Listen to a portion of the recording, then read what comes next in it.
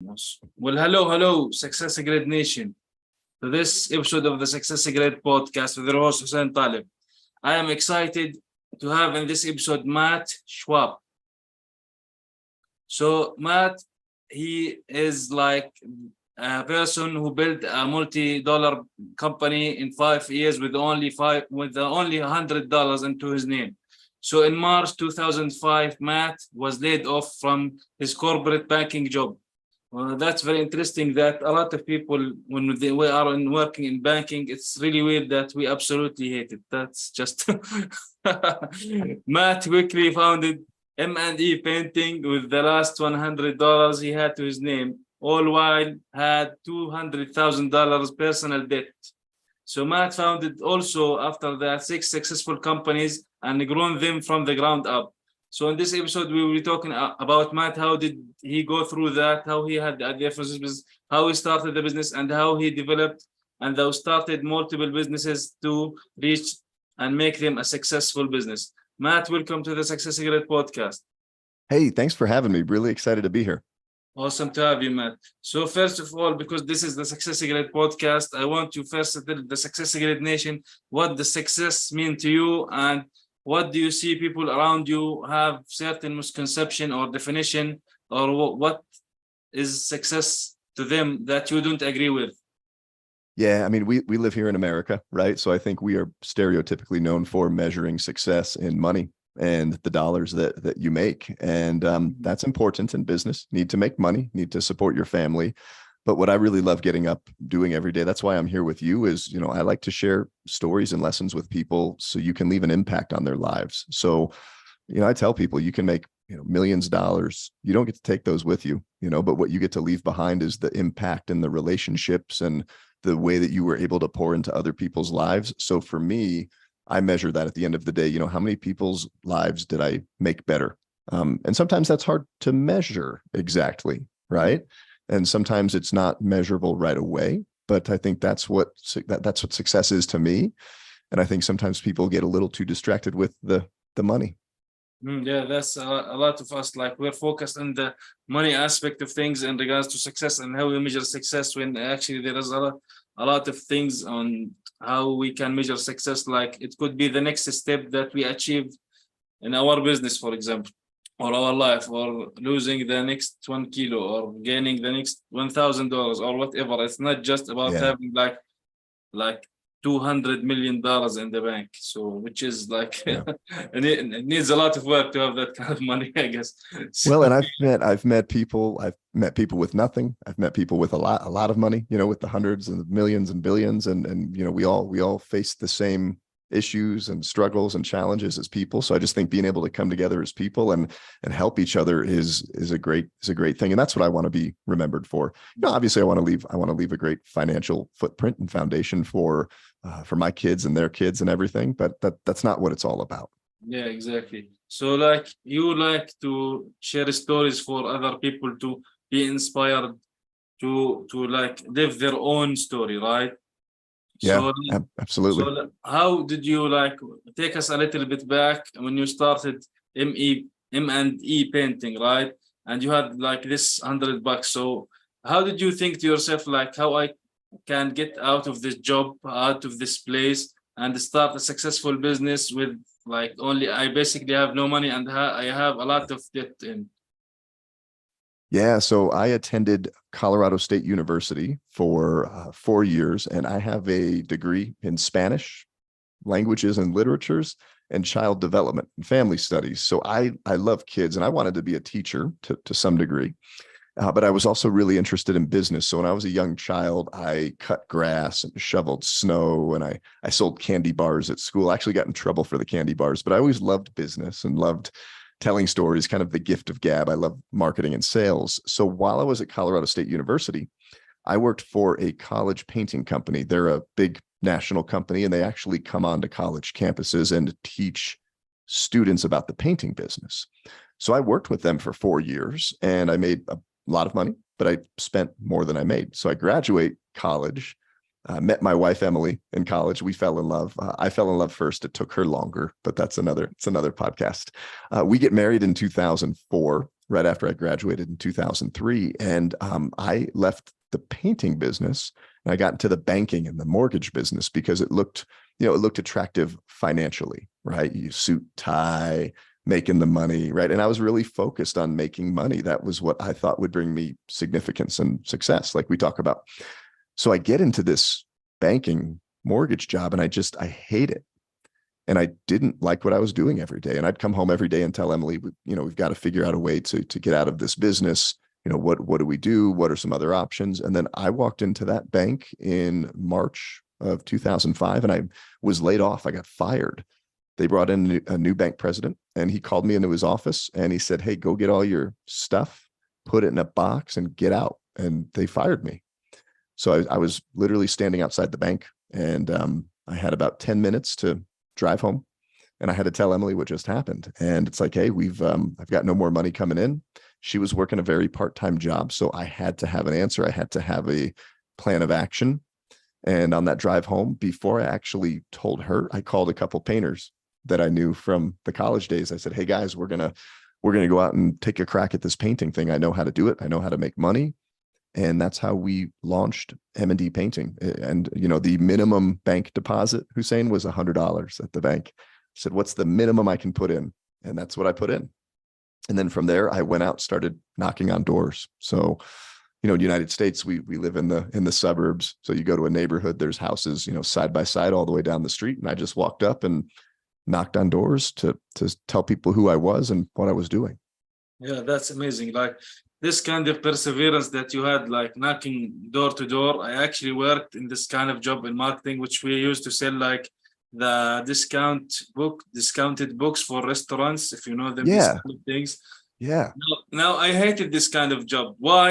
If you ask me, because I did not believe in what I was selling. Now your case is a different story, but for me, for example, I hated doing that because I did not believe that these books will actually have a discount, especially if you go to a certain restaurants once a month, for example. It's not really going to add that much value to me personally, right? Yeah. But some people like the challenge of that kind of place where you put yourself in a place that you have to knock on every door and hear the yeses and the nos. So how did that feel? Like, for example, probably the first 10 people maybe said no. So how did that Yeah. go through your mind? So while I was in college working with the college painting company, one of the big methods they taught us was knocking on doors. So it wasn't the first time I had done that. But it was a different motivation. Like I had more on the line. When I was in college, it was just me. I lived with some roommates. My expenses were low. I didn't have anybody to support other than me. Right. So that was fairly easy to do, but I was just very, very motivated. So yeah, I mean, the no's always happen in any business. Any way you're marketing, you're approaching, you're in sales, you're going to get told no, and not everybody is your customer. So I just knew one thing I would share with business owners, if you're new, you're just getting started, maybe you've done this a while, is ratios will start to appear. So you knock on 100 doors, make 100 phone calls, whatever the method you're marketing, there's a certain number of yeses and a certain number of no's that you're going to get. So when somebody gives you a no, and that really is the final answer, it's no, say, "Great, thank you," because that I know that I need this many no's to get a yes. And that's okay. Yeah. And don't focus on the rejection, because, rejection stinks to a certain degree, but you're not going to have yes all the time. Yeah, definitely. So in your own perspective, when someone would be in your place now and they want to start a business, new business owner, new entrepreneur, like what is the most important thing that they should focus on? Yeah, is have a plan and surround yourself with people that support you and encourage you, because getting into business, it's scary. It's a new space. There's no certainty in it, right? I mean, but I think there's also not as much certainty in a secure corporate job, right? You can lose that I lost that right away pretty quick. So you have to have a plan. And then one of the biggest things is just, surround yourself with people that are going to support you, and then find a mentor, find somebody that has done what you're doing. You can learn so much faster, quicker, and get along a lot further when you learn from successful people. Success leaves clues. Yeah. And then from a business standpoint, from a dollars and cents standpoint, I knew in painting, if I knocked on so many doors for so many hours, that would lead to an appointment for a proposal. And if I did so many proposals, so you have to find that one thing that you're going to do to get your name out there. So, you know, maybe, I don't know, maybe you're selling cookies. I don't know. And you're going to go knock on every business door to sell cookies to businesses. Just go knock on all those doors and meet as many people as you can. And just don't give up. Yeah, that's very important character to have. Like, you should not give up, because like you will hear the news and the yeses along the way. So you need to have certain type, let's say maybe a goal like to reach, and never stop until you reach it. Because one of the mistakes that a lot of people make right now, I guess, is that we want kind of instant gratification. Like, we think if we are going to into this route, right, it might work out quickly for us, when actually the reality is it's not, probably not. So you need to have some kind of patience for the process, right? Absolutely. And, you know, when I got into the business in 2005, I used the internet for email. I was not on social media, Facebook. So, you know, we're 2023 right now, and getting towards the end of it, right? And, you know, you go on any kind of social media and you see, oh, this person has the perfect life, or the perfect wife, the perfect breakfast, right? They put their food, and here's all the successes, but they don't highlight the struggles and the challenges. So we become more wired as people, instant everything, right? Instant gratification. And, you know, go online, right?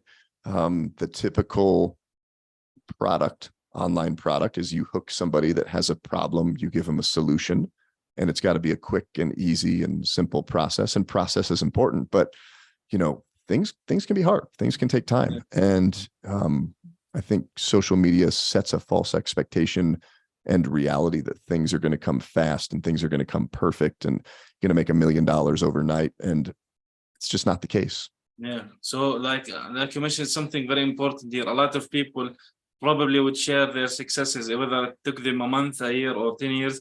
They would share their success, but they won't share like the failures along the way to their success. So what do you think that happens? And would you share like a story with us where you like expecting something and you failed at doing that? Yeah. Like every day, so many, right? I mean, we're, you know, and I think just as men, right, we're designed to provide for our family, right? And support our family. And we don't ever want to look like, right, in the public setting or around other men that we're failures in that. So a lot of the business groups and business clubs, you know, people come in, oh, I sold $100,000 or blah, blah, blah, you know, and they're all competing, right, and posturing with all of their wins. But I think the big lessons are in the failures. So a really big failure of mine, and this ties back to the opening question that you asked me, is how do you define success? So I'll back up. When I was a child, I got bullied a lot in school. I was very not confident. I was very scared of the world. Like, I was not good at sports. I had big buck teeth. I had headgear. I got picked on, you know? So I found out at 10 years old that I was great at marketing, sales, and making money. So money gave me this confidence and this certainty that I needed as a young kid. So as I'm growing up into a young man, you know, I'm out there, the more money I make, the more business I do, the more dollars I accumulate, the more worth I'm going to have. And it's just not the case. It's this chase that never ends. But the biggest thing that I was focusing on in business, it was making money. I said, when that bank president fired me, I said, screw you. I said, I'm going to come back and be a millionaire. And my goal was to be a millionaire. And then when we finally got there, I was like, but I'm still chasing. Like, I'm still chasing for this acceptance that I never really got. Right. You know, in my faith, I have a very strong faith, which plays a big thing into it. But somebody told me one day, they go, Matt, you know, you're focusing on business and you're really good at it. You're really good at making money, but you're kind of a jerk. He said, you're not nice to work for. You don't seem to care about the people, and you're not investing in your people. You're building this business totally for you. You're taking all the credit. And that was a huge lesson, you know, and it wasn't, maybe call it a failure, but it was just a blind spot that I didn't see, is that other people helped get me here. And I need to reward them. I need to give them credit. I need to lead them. I need to make their lives better. we work here in the United States. I mean, 40 hours a week is it's more. If you're a business owner, it's typically more. You spend so much time with these people that are part of your business. You need to make their lives better. So that was one big lesson that I learned. Yeah. So why do you think that happens? Like, because like you mentioned a little bit going back to childhood, do you think that Yeah. sometimes you thought to yourself you do better things yourself, for example, or if you, for example, give a certain task to other people, they might not do it enough good, or not enough trust in the Yeah. place that you do? And do you think that's important, having some kind of trust and community and culture in the place between employees and even the owner of the business? Yeah, absolutely. Really, really good question. So I think the way that I have showed up in business, and then people that I've coached, that I've worked with, where they show up to business and they have an issue, they have a struggle, right? So for me, it was not being kind. Like, I was really angry. I had a lot to prove. And that stemmed from my childhood, and that stemmed from experiences I went through that I was angry about. And I had not dealt with that stuff. And then trust was another thing. Right. I had a very low level of trust based on, I'm getting bullied. I'm always looking over my shoulder, who's going to get me next. So guess what happens in business? Well, who's going to quit next? Who's going to steal money next? So you almost create the scenarios that you don't want. But what I tell people, the lesson in that, and the reason I share that, is your business will only grow to the level that you do. So if you're angry personally, you're going to be angry in business. If you're not trusting personally, you're going to be not trusting in business. If you're just a jerk, like it's going to flow over. So business really magnifies who you are as a person. And I would even say that as the money starts to come in, money will magnify who you are as a person. If you're charitable and you give and you pour into other people, if you build $1 million business, you make a bunch of money, you're going to share, you're going to pour into other people. If you're kind of greedy and stingy and angry, that'll just play out bigger. So I hope these things help your listeners. Definitely. So how is that you now running, let's say, 6 businesses or 6 companies, and you have this kind of balance between life, family, and business? What is it that you think about first thing in the morning when you wake up? Is it your businesses? And how do you deal with, let's say, maybe there's some kind of chaos or certain things that you worry about in your businesses? So how do you deal with that if that happens? How do I deal with what? Just having those thoughts come in when there's, or just chaos in general? In chaos in general, how do you think about that? Especially you have a family, you have 6 businesses, you have a lot on your plate, I guess. So how would you deal with that as a business owner? Yeah. So if I told you, when I wake up first thing in the morning, I have peaceful thoughts, and no, sometimes I will wake up at 4 a.m. and my mind is spinning. Like, we just launched a podcast, right? And I go, oh, is everything ready for the podcast? So there's seasons and days when, I wake up and business is on the mind. I always remind myself, though, is like, I'm doing this for my family. I'm doing this for the people that we serve. So there's a great purpose in that. But whether you have 1 business, 5 businesses, I know a gentleman that owns 25 businesses. There's always chaos. There's always unpredictable things that happen. But my step-by-step tips would be is you just can't plan for certain things in business. You can read as many books, go to as many seminars, workshops, all of these things, but you're going to get a curveball, right? You're going to get something that happens that you've just never dealt with before. And you just have to take those things as they come. And for me, a lot, I do get overwhelmed, right? Like, this summer has been a really interesting season in our business. We had some change of employment. We had a couple of shifts. We're getting ready to sell a company. So a lot of our people have made some shifts, and it's stressful, right? So it feels like chaos. But what I tell people is just realize the next step you have to take.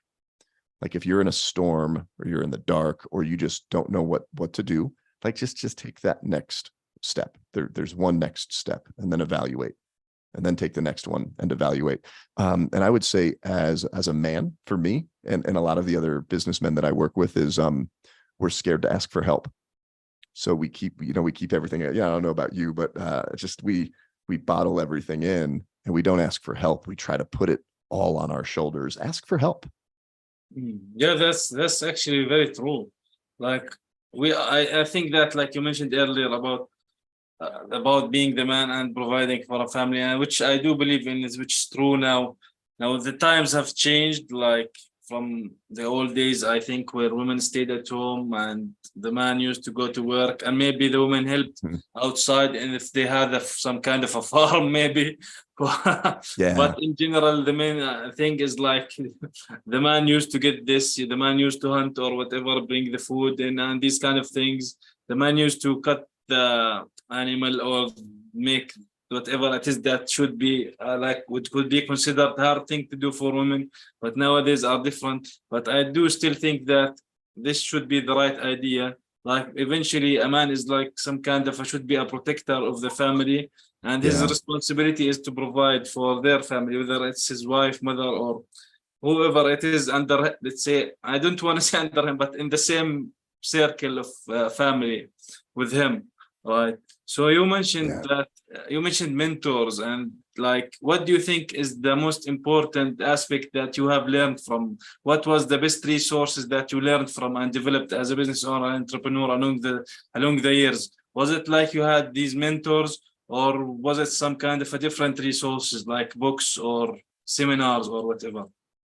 Yeah, great question. It's been a mix of everything. So, I always mentioned, a mentor is great, and it's great. So I'm 42, just in a little bit here, and I've got younger business owners that are reaching out, and they are where I was 20 years ago, and they say, "Hey, I'm dealing with this struggle." I go, "Oh my goodness, I remember the first time I dealt with that. It was like end of the world, and now I've dealt with it 300 times, right, in the last 20 years." So to be able to simply share some advice is huge. So for me as a young business guy, mentors were huge because you can glean, one lesson from decades of experience and success and failure that somebody else has. And you'd be really surprised, I think, as a new business owner, we're scared to reach out for help and to ask somebody, "Hey, this guy has a successful business."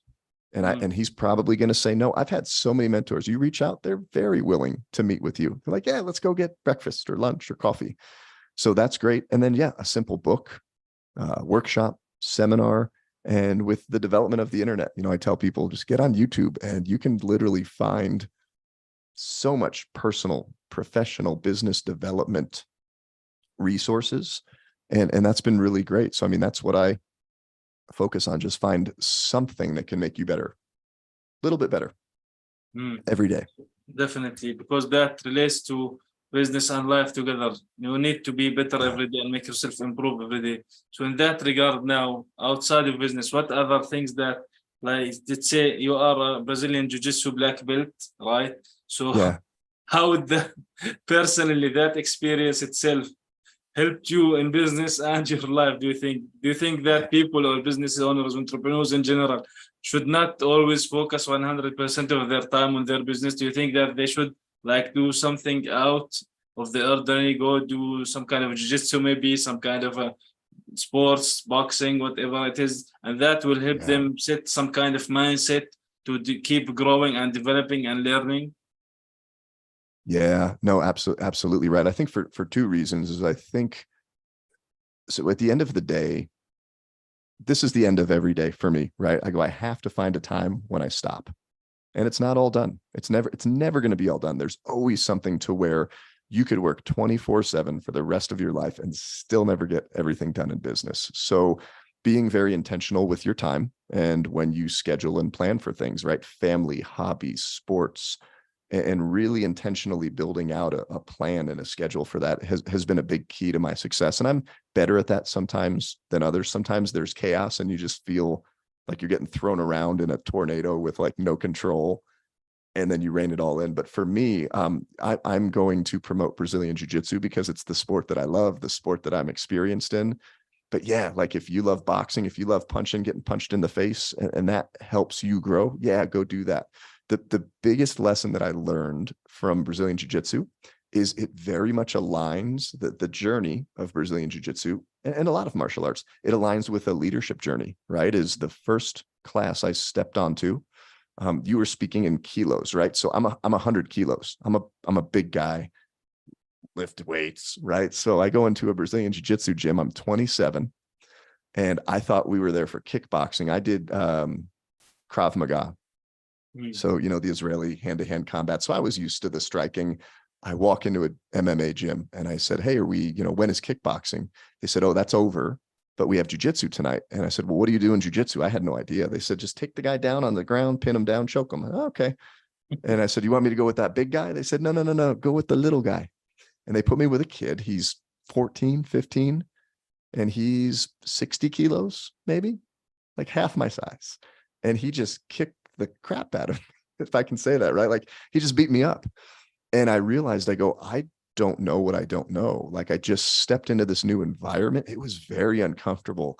I felt humiliated. I was humbled. And that's kind of how business is, right? You step into a new space, but then, somebody else that's done jujitsu for 3, 4, 5, 10 years, they come alongside, they go, oh, don't worry. Next time, don't drive forward so hard. So they give you tips, they give you advice. And jujitsu has been just a leadership lesson for me, and a leadership journey of just getting better every day. And there's such a sense of camaraderie in that community where, like, you go in, if you and I go to jujitsu class, we're going to fight each other. We're going to try to choke each other, but then we're going to give each other a hug, and then we're going to go have a coffee, go have a sandwich after, go have a meal. So I love it. I would highly recommend that, every business owner, everybody in general, that they put some kind of physical activity in their calendar.